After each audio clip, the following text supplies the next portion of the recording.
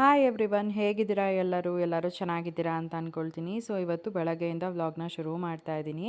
ಅಪ್ಪುಗೆ ಎಲ್ಲ ರೆಡಿ ಮಾಡಿ ಬಾಕ್ಸ್ ಕೂಡ ಪ್ಯಾಕ್ ಮಾಡಿಬಿಟ್ಟು ಇವಾಗ ನಾನು ಮನೆ ಕೆಲಸನ ಶುರು ಮಾಡ್ಕೊಂಡಿದ್ದೀನಿ.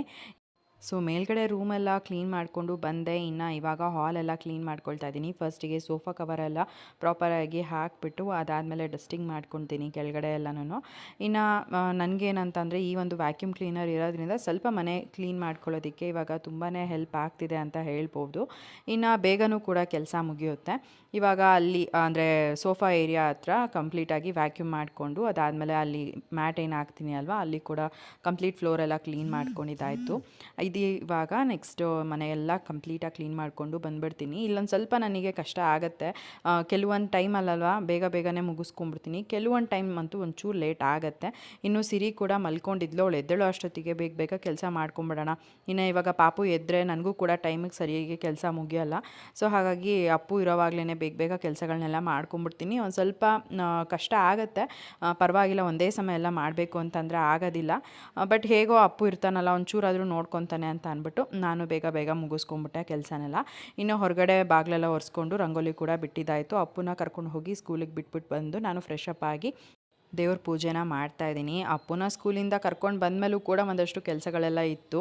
ಬಟ್ಟೆಗಳೆಲ್ಲ ವಾಶ್ಗೆ ಹಾಕಿದ್ದೆ, ಎಲ್ಲ ಒಣಗಾಕಬೇಕಾಗಿತ್ತು. ಒಂದಷ್ಟು ಬಟ್ಟೆಗಳೆಲ್ಲ ತೊಗೊಂಡು ಬಂದಿದ್ದು ಎಲ್ಲ ಫೋಲ್ಡ್ ಮಾಡಿ ಎತ್ತಿಡಬೇಕಾಗಿತ್ತು. ಎಲ್ಲ ಮಾಡಿಕೊಂಡು ಪಾಪುಗೆ ಕೂಡ ಊಟ ಮಾಡಿಸಿ ಸ್ನಾನ ಮಾಡಿಸಿ ಮಲಗಿಸಿ ಇವಾಗ ನಾನು ಸ್ನಾನ ಮಾಡ್ಕೊಂಬಂದು ದೇವ್ರಿಗೆ ಪೂಜೆಗೆಲ್ಲ ರೆಡಿ ಮಾಡಿಕೊಂಡು ಪೂಜೆ ಮಾಡ್ತಾಯಿದ್ದೀನಿ. ಸೊ ಒಂದೊಂದ್ಸಲಿ ಅಂತೂ ಪಾಪು ಆರಾಮಾಗಿ ಖುಷಿಯಾಗಿ ಆಟ ಆಡಿಕೊಂಡು ಇರ್ತಾಳೆ. ಒಂದೊಂದ್ಸಲಿ ಯಾಕೋ ಗೊತ್ತಿಲ್ಲ, ತುಂಬ ಕ್ರಾಂಕಿಯಾಗಿ ಹೋಗ್ಬಿಡ್ತಾಳೆ.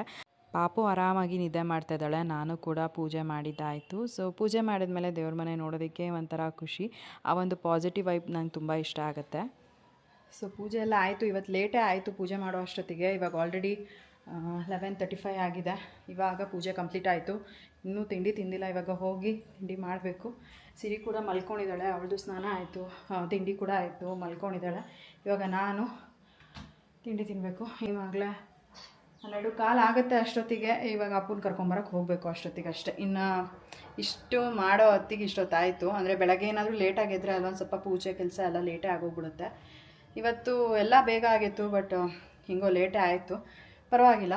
ಇವಾಗ ಬೇಗ ತಿಂಡಿ ತಿಂದು ಒಂದು ಸ್ವಲ್ಪ ಹೊತ್ತು ರೆಸ್ಟ್ ಮಾಡಿ ಅದಾದಮೇಲೆ ಅಪ್ಪನ ಕರ್ಕೊಂಬರೋಕ್ಕೆ ಅಂತ ಹೋಗ್ತೀನಿ. ಸೊ ಫ್ರೆಂಡ್ಸ್, ಅಪ್ಪನ ಸ್ಕೂಲಿಂದ ಕರ್ಕೊಂಡು ಬಂದೆ. ಅವನು ಹೋಗಿ ಫ್ರೆಶ್ ಅಪ್ ಆಗಿ ಡ್ರೆಸ್ ಚೇಂಜ್ ಮಾಡಿಕೊಂಡು ಬಂದಿದ್ದಾನೆ. ಏನು ಗೊತ್ತಾ, ತೋರಿಸು. ಹಾಂ, ಸೊ ಆ್ಯಕ್ಚುಲಾಗಿ ಏನು ಗೊತ್ತಾ, ನೆನ್ನೆ ಫ್ರೆಂಡ್ಶಿಪ್ ಡೇ ಇತ್ತು. ಸೊ ಸ್ಕೂಲ್ಗೆ ಮಕ್ಕಳಿಗೆ ಎರಡು ಫ್ರೆಂಡ್ಶಿಪ್ ಬ್ಯಾಂಡ್ನ ಕೊಟ್ಟು ಕಳ್ಸೋದಕ್ಕೆ ಹೇಳಿದ್ದು, ಸಿಂಪಲ್ ಆಗಿರೋದು. ಸೊ ಅಪ್ಪುಗೆ ಕೂಡ ನಾವು ಕೊಟ್ಟು ಕಳಿಸಿದ್ವಿ. ಆ್ಯಂಡ್ ಅವನು ಅಲ್ವಾ ಅವ್ರ ಫ್ರೆಂಡ್ಸಿಗೆ ಕೂಡ ಫ್ರೆಂಡ್ಶಿಪ್ ಬ್ಯಾಂಡ್ನ ಕಟ್ಬಿಟ್ಟು ಬಂದಿದ್ದಾನೆ. ಇಲ್ಲಿ ಇವಾಗ ನೋಡ್ಬೋದು ಒಂದು ಫ್ರೆಂಡ್ಶಿಪ್ ಬ್ಯಾಂಡ್ ಏನಿದೆ ಅದನ್ನು ಸಿರಿ ಕಟ್ತಾ ಇದ್ದಾನೆ. ಎಷ್ಟು ಕ್ಯೂಟ್ ಅಲ್ಲ ಇದು. ನನಗಂತೂ ತುಂಬ ಖುಷಿ ಆಯಿತು. ಇದು ತಂಗಿಗೆ ಫ್ರೆಂಡ್ಶಿಪ್ ಬ್ಯಾಂಡ್ ಕಟ್ತಾ ಇದ್ದಾನೆ ನನ್ನ ಮಗ. ಅವಳು ಕಟ್ಟಿಸ್ಕೊತಾ ಇಲ್ಲ, ಇವನು ಬಿಡ್ತಿಲ್ಲ. ಫ್ರೆಂಡ್ಶಿಪ್ ಬ್ಯಾಂಡ್ ಕಟ್ತಾನೆ, ಕಟ್ಟಿಸ್ಕೊ. ಓ ವಾವ್, ಫ್ರೆಂಡ್ಸಾ ನೀವಿಬ್ರು? ಹಾಂ, ಎಷ್ಟು ಕ್ಯೂಟ್ ಅಲ್ಲ ಫ್ರೆಂಡ್ಸ್ ಇದೆಲ್ಲ. ಅಲ್ಲಲ್ಲಲ್ಲೇ ಸಿರಿ, ಅಣ್ಣ ಅವನ ಕಟ್ತಾ ಇರೋದು ನಿನಗೆ. ಏನದು ಕಟ್ಟಕ್ಕೆ ಬರ್ತಲ್ವ ನಿಂಗೆ?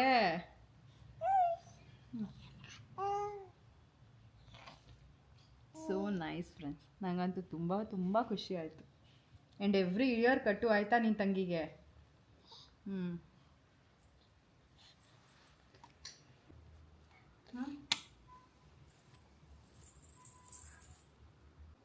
ಫ್ರೆಂಡ್ಶಿಪ್ ಬ್ಯಾಂಡ್ ಇರೋವಾ, ಫೋಟೋ ತಗೊಳ್ಳೋಣ.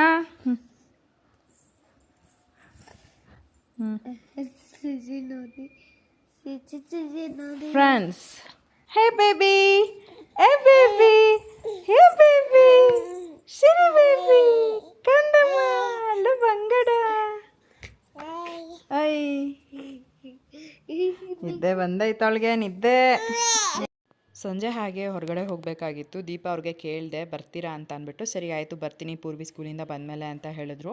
ಸರಿ ಪೂರ್ವಿ ಸ್ಕೂಲಿಂದ ಬಂದಮೇಲೆ ಮನೆಗೆ ಹೋಗಿ ಡ್ರೆಸ್ ಚೇಂಜ್ ಮಾಡಿಸ್ಕೊಂಡು ಹಾಗೆ ಊಟ ಮಾಡಿಸಿ ಇವಾಗ ಕರ್ಕೊಂಬಂದಿದ್ದಾರೆ. ಇನ್ನು ಇವಾಗ ಹೋಗಬೇಕು. ಇನ್ನು ಅಪ್ಪನೂ ಕೂಡ ಅಲ್ವಾ, ಅವ್ನು ಸ್ಕೂಲಿಂದ ಬಂದಮೇಲೆ ಅವ್ನು ಕಂಪ್ಲೀಟ್ ಮಾಡ್ಕೊಂಡ. ಇನ್ನು ಇವಾಗ ಆರಾಮಾಗಿ ಹೊರಗಡೆ ಹೋಗ್ಬಿಟ್ಟು ಬರ್ಬೋದು. ಸೊ ಹಾಗಾಗಿ ಇವಾಗ ಹೋಗ್ತಾ ಇದ್ದೀವಿ. ಸೊ ಇವಾಗ ಹೊರಗಡೆ ಹೋಗ್ತಾ ಇದ್ದೀವಿ ಸೀರೆ ತೊಗೊಂಬರೋದಕ್ಕೆ. ಚಿಕ್ಕಪೇಟೆಗೆ ಹೋಗೋಣ ಅಂತ ಪ್ಲ್ಯಾನ್ ಮಾಡಿಕೊಂಡು ಯಾಕೋ ಆಗ್ತಾಯಿಲ್ಲ. ಇವಾಗ ಇಲ್ಲಿ ಮನೆ ಹತ್ರನೇ ಒಂದು ಶಾಪ್ ಇದೆ ಅಂತ ಹೇಳ್ತಿದ್ದಾರೆ ದೀಪ ಅವರು. ಅಲ್ಲಿ ಹೋಗಿ ನೋಡ್ಕೊಂಬರೋಣ ಅಂತ ಅಂದ್ಬಿಟ್ಟು ಹೋಗ್ತಾ ಇದ್ದೀವಿ. ಅಲ್ಲೇನಾದ್ರು ಸೆಟ್ ಆಯಿತು ಅಂತ ಅಂದರೆ ಅಲ್ಲೇ ತೊಗೊಂಬರ್ಬಿಡ್ತೀನಿ ಸೀರೆನ ವರಮಹಾಲಕ್ಷ್ಮಿ ಹಬ್ಬಕ್ಕೆ. ನನಗೆ ಮೇಯ್ನಾಗಿ ಏನು ಗೊತ್ತಾ, ಇವಾಗ ನಿಜವಾಗ್ಲೂ ಚಿಕ್ಕಪೇಟೆಗೆ ಹೋಗೋಷ್ಟು ಸ್ಟ್ರೆಂತ್ ಇಲ್ಲ. ಹೋದರೆ ಏನು ಗೊತ್ತಾ, ಶಾಪಿಂಗ್ ಮುಗಿಸ್ಕೊಂಡು ಬಂದುಬಿಟ್ರೆ ಅದೊಂಥರ. ಅಲ್ಲಿ ಮೊದಲೇ ಇವಾಗ ವರಮಹಾಲಕ್ಷ್ಮಿ ಹಬ್ಬಕ್ಕೆ ಯಾವುದೇ ದಿನ ಹೋದರೂ ಯಾವುದೇ ವಾರ ಹೋದ್ರೂ ಕೂಡ ರಶ್ ಅಂತೂ ಇದ್ದೇ ಇರ್ತಾರೆ.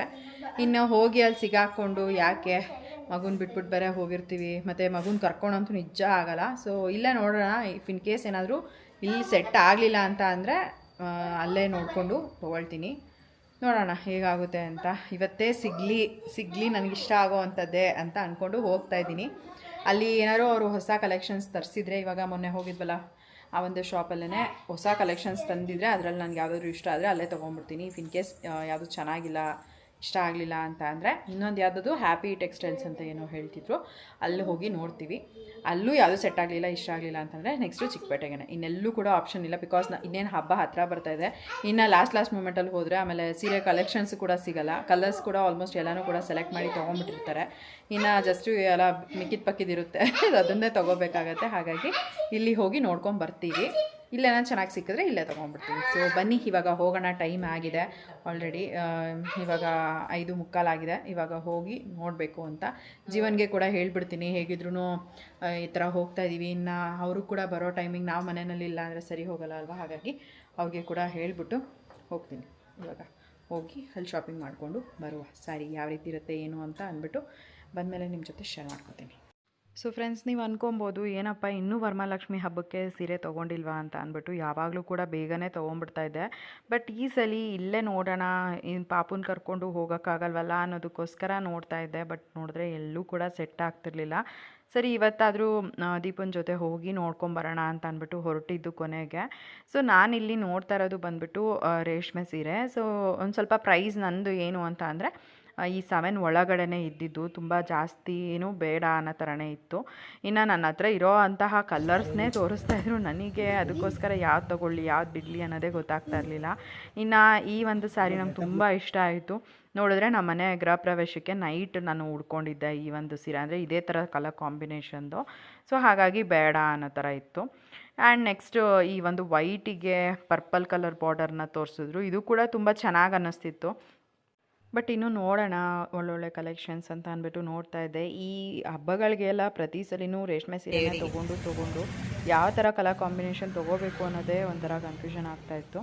ಇನ್ನು ನೆಕ್ಸ್ಟ್ ಈ ಒಂದು ಪರ್ಪಲಿಗೆ ಒಂಥರ ಲೈಟ್ ಪಿಂಕ್ ಕಲರ್ ಬಾರ್ಡರ್, ಅದು ಕೂಡ ಇಷ್ಟ ಆಯಿತು ನನಗೆ. ಆ್ಯಂಡ್ ಈ ಸ್ಯಾರಿ ಅಂತೂ ನಮ್ಮನೆ ಗೃಹ ಪ್ರವೇಶದ ಕಲರ್ ಕಾಂಬಿನೇಷನು ಆಲ್ಮೋಸ್ಟ್ ಅದೇ ಥರನೇ ತೋರಿಸ್ತಾ ಇದ್ದಾರೆ. ಸೊ ದೀಪ ನನಗೆ ಈ ಒಂದು ರೆಡ್ಡಿಗೆ ಪರ್ಪಲ್ ಕಲರ್ ಬಾರ್ಡರ್ ಇರುವಂತಹ ಸ್ಯಾರಿನ ನೋಡಿ ಚೆನ್ನಾಗಿದೆ ಅಂತ ಅಂದ್ಬಿಟ್ಟು ಹೇಳ್ತಿದ್ರು. ಸರಿ ಅಂತ ಅಂದ್ಬಿಟ್ಟು ಇದನ್ನು ನೋಡ್ತಾ ಇದ್ದೆ. ಸೊ ಇದು ಕೂಡ ಚೆನ್ನಾಗಿ ಕಾಣಿಸ್ತಾ ಇದೆ ನಿಮ್ಮ ಮೇಲೆ ಅಂದರು. ಆ್ಯಂಡ್ ಎಲ್ಲೋಗೆ ಗ್ರೀನ್ ಕಲರ್ ಬಾರ್ಡರ್, ಇದು ಕೂಡ ಚೆನ್ನಾಗಿದೆ ಅಂತ ಅಂದರು. ಸರಿ ಅಂತ ನೋಡ್ತಾನೇ ಇದ್ದೀವಿ. ಒಂದಷ್ಟು ಕಲೆಕ್ಷನ್ಸ್ ನೋಡಿದೆ. ಆ್ಯಂಡ್ ನನಗೆ ಈ ಒಂದು ಸ್ಯಾರಿ ಎಲ್ಲ ನಂಗೆ ತುಂಬಾ ಇಷ್ಟ ಆಯಿತು. ಒಂಥರ ಲೈಟ್ ರೆಡ್ ಮತ್ತು ಪಿಂಕ್ ಎರಡೂ ಮಿಕ್ಸ್ ಅಂತ ಹೇಳ್ಬೋದು. ಸೊ ನನ್ನ ಮೇಲೆ ತುಂಬ ಬ್ರೈಟಾಗಿ ಕಾಣಿಸ್ತಾ ಇತ್ತು. ಸರಿ ಅಂತ ಅಂದ್ಬಿಟ್ಟು ನೋಡ್ತಾ ಇದ್ದೆ. ಆ್ಯಂಡ್ ಇಲ್ಲೆಲ್ಲ ನೋಡಿದ್ವಾ. ನೆಕ್ಸ್ಟ್ ನಾವಿವಾಗ ಬೇರೆ ಶಾಪಿಗೆ ಬಂದ್ವಿ. ಸೊ ಈ ಒಂದು ಶಾಪಲ್ಲಿ ನೋಡೋಣ ಅಂತ ಅಂದ್ಬಿಟ್ಟು, ಸೊ ಒಂದಲ್ಲ 2-3 ಶಾಪಲ್ಲಿ ನೋಡೋಣ ಅಂತ ಅಂದ್ಬಿಟ್ಟೆ ಫಿಕ್ಸ್ ಆಗಿಬಿಟ್ಟಿದ್ದೆ. ಯಾಕೆಂತ ಅಂದರೆ ಚಿಕ್ಕಪೇಟೆಗಾದರೆ ನಮಗೆ ಸುಮಾರು ಕಲೆಕ್ಷನ್ಸ್ ತೋರಿಸ್ತಾರೆ. ಒಂದಲ್ಲ ಅಂದರೆ ಇನ್ನೊಂದು ಶಾಪಲ್ಲಿ ನಾವು ಹೋಗಿ ನೋಡ್ಬೋದು. ಆ್ಯಂಡ್ ನಮಗೆ ಆಪ್ಷನ್ಸ್ ಕೂಡ ಅದೇ ಥರನೇ ಸಿಗುತ್ತೆ. ಬಟ್ ಈ ಕಡೆ ಎಲ್ಲ ಒಂದು ಸ್ವಲ್ಪ ಕಡಿಮೆನೇ ಆಪ್ಷನ್ಸು. ಸೊ ಹಾಗಾಗಿ ನೋಡ್ತಾ ಇದ್ದೀನಿ. ಇನ್ನು ಪಾಪುನೂ ಕೂಡ ಆರಾಮಾಗಿ ಇದ್ಲು. ಆ್ಯಂಡ್ ನನಗೆ ಇಲ್ಲಿ ಒಂದು ಸ್ಯಾರಿ ಇಟ್ಟೆ ನೋಡಿ, ಆ ಒಂದು ಸ್ಯಾರಿ ಅಂತೂ ನಂಗೆ ತುಂಬ ಇಷ್ಟ ಆಯಿತು. ಅದು ಪ್ರೈಸ್ ಬಂದ್ಬಿಟ್ಟು ಅವರು 3800 ಏನೋ ಹೇಳಿದ್ರು. ಸರಿ ನೋಡೋಣ ಅಂತ ಅಂದ್ಬಿಟ್ಟು ಸೈಡಲ್ಲಿ ಇಟ್ಟೆ. ಆ್ಯಂಡ್ ಇವಾಗ ಏನು ತೋರಿಸ್ತಾ ಇದ್ದಾರೆ ಸ್ಯಾರೀಸ್ ಎಲ್ಲನೂ ಕೂಡ ಪ್ರೈಸ್ ಬಂದುಬಿಟ್ಟು 3800ಇಂದ 5000 ರೇಂಜ್ ಒಳಗಡೆ. ಸೊ ಎಲ್ಲನೂ ಚೆನ್ನಾಗಿ ಕಾಣಿಸ್ತಾ ಇತ್ತು, ಬಟ್ ಓಪನ್ ಮಾಡಿದಾಗ ಇದೆಲ್ಲ ನನ್ನ ಹತ್ರ ಇದೆ ಅಲ್ಲ, ಈ ಕಲರ್ ಕಾಂಬಿನೇಷನ್ ಬೇರೆ ನೋಡೋಣ ಅನ್ನೋ ಥರನೇ ಅನ್ನಿಸ್ತಾ ಇತ್ತು. ನಿಜವಾಗ್ಲೂ ಹೇಳ್ತಿದ್ದೀನಿ, ನನಗೆ ಯಾವ ವರ್ಷವೂ ಕೂಡ ಇಷ್ಟು ಕನ್ಫ್ಯೂಷನ್ ಆಗಿರಲಿಲ್ಲ. ಆಮೇಲೆ ಈ ಒಂದು ಸ್ಯಾರಿ ನೀವು ನೋಡಿರ್ತೀರ ಅಂತ ಅಂದ್ಕೊಳ್ತೀನಿ. ಸುಪ್ರಿಯಾ ಅವರು ಸಂಜೆ ಅವ್ರ ಮನೆ ಗೃಹ ಪ್ರವೇಶಕ್ಕೆ ಹಾಕ್ಕೊಂಡಿದ್ರಲ್ಲ, ಸೇಮ್ ಅದೇ ಕಲರ್ ಕಾಂಬಿನೇಷನು. ಆ್ಯಂಡ್ ನನಗೆ ಅನ್ನಿಸ್ತಾ ಇತ್ತು ಇದು ತೊಗೊಳ್ಳ ಅನ್ನೋ ಥರ. ಇದಕ್ಕೆ ಅವ್ರ ಪ್ರೈಸ್ ಬಂದುಬಿಟ್ಟು 8,500 ಡಿಸ್ಕೌಂಟ್ ಮಾಡಿಕೊಡ್ತೀವಿ ಅಂತ ಹೇಳಿದ್ರು. ಸರಿ ಇದನ್ನು ನೋಡೋಣ ಅಂತ ಅಂದ್ಬಿಟ್ಟು ಅಂದ್ಕೊಂಡೆ. ಯಾಕೆ ಅಂತಂದರೆ ಯೂಶ್ವಲಾಗಿ ನಾನು ಇವಾಗ ಏನು ಸ್ಯಾರಿ ತೊಗೊಳ್ತೀನಿ ಅದನ್ನು ನೆಕ್ಸ್ಟ್ ನಮ್ಮ ಮನೆಯಲ್ಲಿ ಯಾವುದಾದ್ರೂ ಫಂಕ್ಷನ್ ಇದ್ದಾಗ ವೇರ್ ಮಾಡೋಣ ಅನ್ನೋದೇ ಇದ್ದಿದ್ದು. ಇನ್ನೇನು ನೆಕ್ಸ್ಟ್ ಫಂಕ್ಷನು ಅಂತ ಅಂದರೆ ನಮ್ಮ ಮನೆಯಲ್ಲಿ ಸಿರಿ ನಾಮಕರಣ ಬರುತ್ತೆ. ಸೊ ಹಾಗಾಗಿ ಇನ್ನು ಅದಕ್ಕೇ ನೋಡ್ಕೊಂಡು ತೊಗೊಳ್ಳೋಣ ಅನ್ನೋ ಥರನೇ ಇದ್ದಿತ್ತು. ಸೊ ಹಾಗಾಗಿ ಸ್ವಲ್ಪ ಚೆನ್ನಾಗಿರೋದು ಗ್ರ್ಯಾಂಡಾಗಿರೋದೇ ನೋಡ್ತಾ ಇದ್ದೀನಿ. ಈ ಒಂದು ಕಲರ್ ಕಾಂಬಿನೇಷನ್ ಕೂಡ ನನಗೆ ಇಷ್ಟ ಆಯಿತು. ಇದು ಕೂಡ ಅವರು ಡಿಸ್ಕೌಂಟ್ ಆಗಿ ಒಂದು 7,500 ರೂಪಾಯಿಗೋ ಏನೋ ಕೊಡ್ತೀವಿ ಅಂತ ಹೇಳ್ತಾಯಿದ್ರು. ಸರಿ ನೋಡೋಣ ಅಂತ ಅಂದ್ಬಿಟ್ಟು ನೋಡ್ತಾ ಇದ್ದೆ. ನಿಮಗೆ ಗೊತ್ತಿರುತ್ತೆ, ಇಷ್ಟೆಲ್ಲ ಪ್ರೈಸ್ ಜಾಸ್ತಿ ಕೊಟ್ಟು ನಾವು ತೊಗೊಂಡ್ರೂ ನೆಕ್ಸ್ಟ್ ಏನು ಗೊತ್ತಾ, ನಾವು ಹಾಕ್ಕೊಂಡು ಹೋಗೋದೇ ಎಲ್ಲಾದರೂ ಒಂದು ಕಡೆ ಅಷ್ಟೇ. ಅದಾದಮೇಲೆ ಮತ್ತೆ ಆ ಸೀರೆನ ಎಷ್ಟು ವರ್ಷಗಳಾದಮೇಲೆ ತೊಗೊಳ್ಳೋದು. ಸೊ ಹಾಗಾಗಿ ಇಷ್ಟೊಂದೆಲ್ಲ ಪ್ರೈಸ್ ಇದಕ್ಕೆ ಇನ್ವೆಸ್ಟ್ ಮಾಡಬೇಕಾ ಅನ್ನೋ ಥರನೂ ತಲೆಯಲ್ಲಿ ಓಡ್ತಾ ಇತ್ತು. ನೋಡ್ಕೊಂಡು ತೊಗೊಳ್ಳೋಣ ಅನ್ನೋ ಥರನೇ. ಆ್ಯಂಡ್ ಈ ಒಂದು ಎಲ್ಲೋಗೆ ಅಲ್ಲ ಪರ್ಪಲ್ ಕಲರ್ ಬಾರ್ಡರ್ ಇರೋವಂತಹ ಸ್ಯಾರಿನ ನೋಡ್ತಾ ಇದ್ದೆ. ಈ ಒಂದು ಕಲರ್ ಕಾಂಬಿನೇಷನ್ ದೀಪಂಗೆ ತುಂಬ ಇಷ್ಟ ಆಯಿತು. ಇದನ್ನು ತೊಗೊಳ್ಳಿ, ಚೆನ್ನಾಗಿ ಕಾಣುತ್ತೆ ನಿಮಗೆ ಅಂತ ಹೇಳ್ತಿದ್ರು. ಬಟ್ ನನಗೇನಂದರೆ ನನ್ನ ತಂಗಿ ಸೀಮಂತಕ್ಕೆ ಹಾಕ್ಕೊಂಡಿದ್ದೆ ನಾನು ಇದೇ ಕಲರ್ ಕಾಂಬಿನೇಷನ್. ಸೊ ಸಿಮಿಲರ್ ಆಗೋಗ್ಬಿಡುತ್ತೆ, ಏನೂ ಡಿಫ್ರೆನ್ಸ್ ಅಂತ ಅನಿಸಲ್ಲ ಅಂತ ಅಂದ್ಬಿಟ್ಟು ಬೇರೆ ಕಲರ್ ನೋಡ್ತಾ ಇದ್ದೆ. ಸೊ ಅವರು ಪಾಪ ತೋರಿಸೋಷ್ಟು ಸ್ಯಾರೀಸ್ನ ತೋರಿಸಿದ್ರು. ನನಗಂತೂ ಎಲ್ಲ ಕಡೆ ಸ್ಯಾರೀಸ್ ನೋಡಿ ಒಂಥರ ಕನ್ಫ್ಯೂಷನ್ ಆಗೋಗ್ಬಿಟ್ಟಿತ್ತು, ಯಾವ್ದು ತೊಗೊಳ್ಳೋದು ಯಾವ್ದು ಬಿಡೋದು ಅನ್ನೋ ಥರ. ಸೊ ಇವಾಗ ಏನು ತೋರಿಸ್ತಾ ಇದ್ದಾರೆ, ಈ ಒಂದು ಸ್ಯಾರಿ ಬಂದುಬಿಟ್ಟು 3800 ಅಂತ ಹೇಳಿದ್ರು. ನನಗೆ ಅಷ್ಟಾಗಿ ಏನು ಇಷ್ಟ ಆಗಲಿಲ್ಲ. ಸೊ ಸುಮ್ಮನೆ ಆಗಿಬಿಟ್ಟೆ. ಏನು ಅಂದರೆ ಹೇಳಂಗೂ ಇಲ್ಲ ಬಿಡೋಂಗೂ ಇಲ್ಲ, ಆ ಥರ ಆಗೋಗ್ಬಿಟ್ಟಿತ್ತು. ನನಗೆ ಇಷ್ಟನೂ ಆಗ್ತಿರ್ಲಿಲ್ಲ. ಕೆಲವೊಂದು ಸ್ಯಾರೀಸ್ ಇಷ್ಟ ಆಗೋದು ನನಗೆ ಹತ್ರ ಆಲ್ರೆಡಿ ಕಲೆಕ್ಷನ್ಸ್ ಇರ್ತಿತ್ತು. ಸೊ ಹಾಗಾಗಿ ಅದು ಬೇಡ ಅಂತ ಅಂದ್ಬಿಟ್ಟು ಇಡ್ತಿದ್ದೆ. ಅದೇನು ಗೋಲ್ಡನ್ ಸ್ಯಾರಿ ನೋಡಿದೆ ಅಲ್ವಾ, ಅದಂತೂ ನಂಗೆ ತುಂಬ ಅಂದರೆ ತುಂಬ ಇಷ್ಟ ಆಯಿತು.